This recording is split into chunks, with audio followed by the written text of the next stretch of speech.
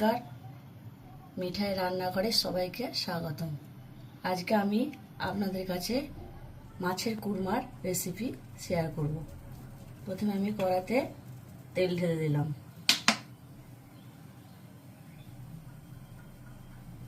মাছ ভাজার জন্য দেখুন মাছ নিয়ে নিয়েছি। মাছেতে হলুদ দেবো না, জাস্ট লঙ্কা গুঁড়ো দিয়ে পরিমাণ মতো লবণ দিয়ে দিলাম, দিয়ে ভালো করে মাখিয়ে নিলাম।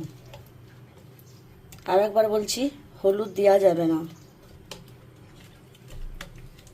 আস্তে আস্তে তেল গরম হয়ে গেছে, মাছ ভাজাগুলো ছেড়ে দিলাম।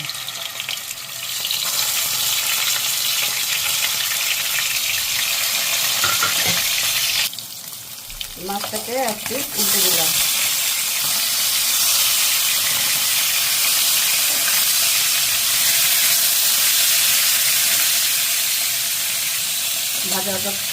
ভাজার জন্য অপেক্ষা করব। দেখুন আমার মাছ ভাজা লাল লাল করে ভাজা হয়ে গেছে। এবারে আমি একটি পাত্রে তুলে নিচ্ছি।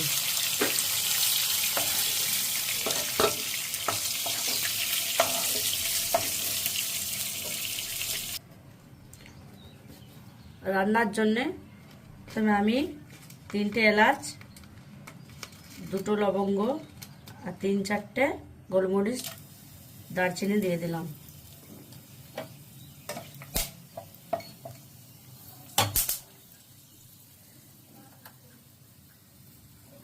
রান্নার জন্যে পেঁয়াজ বাটা 2টি, জিরে ধনে গুঁড়ো, লঙ্কা গুঁড়ো, কাশ্মীরি লঙ্কা গুঁড়ো। এখানে কোনো হলুদ দিচ্ছি না। প্রথমে আমি পেঁয়াজ বাটাটা দিয়ে দিলাম।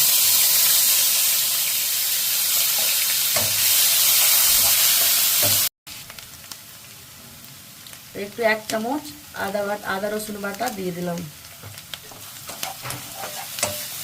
কাঁচা গন্ধ দেওয়ার জন্য একটু ভালো করে ভেজে নিলাম। এরপর আমি মশলাগুলো এক এক করে সব দিয়ে দিলাম।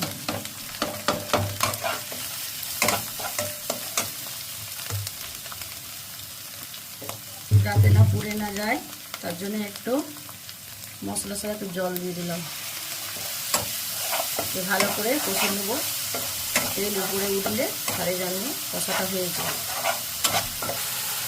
দেখুন মশলা থেকে তেল আমার ছেড়ে দিয়েছে। আমি এবারে জলটা ঢেলে দিলাম পরিমাণ মতো।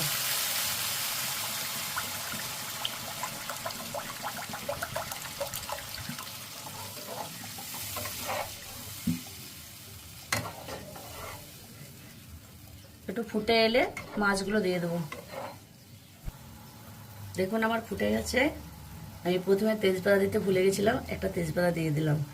এক এক করে মাছ ভাজাগুলো দিয়ে দিলাম।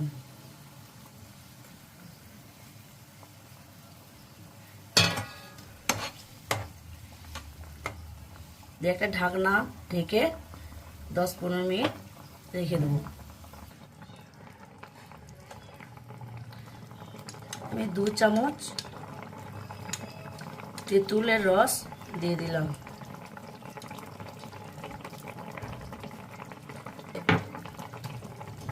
তাতে 1 চামচ গা ঘি দিয়ে দিলাম।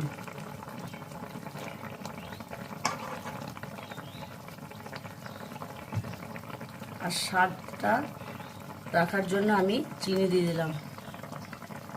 তাতে একটু কুরমাটা খেতে ভালো হবে।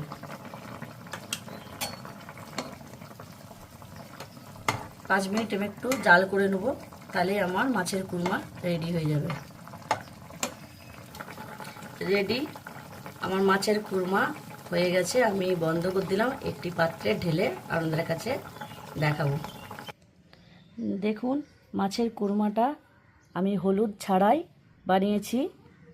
কত সুন্দর হয়েছে দেখতে, খুব সুন্দর লাগছে। খেতে তার থেকে দুর্দান্ত লাগবে। আপনারা একবার ট্রাই করে দেখবেন। আশা করি সবাইকে ভালো লাগবে। যদি আমার চ্যানেলটা ভালো লাগে রান্নাটা, তাহলে সাবস্ক্রাইব করবেন, লাইক করবেন, শেয়ার করবেন। ধন্যবাদ।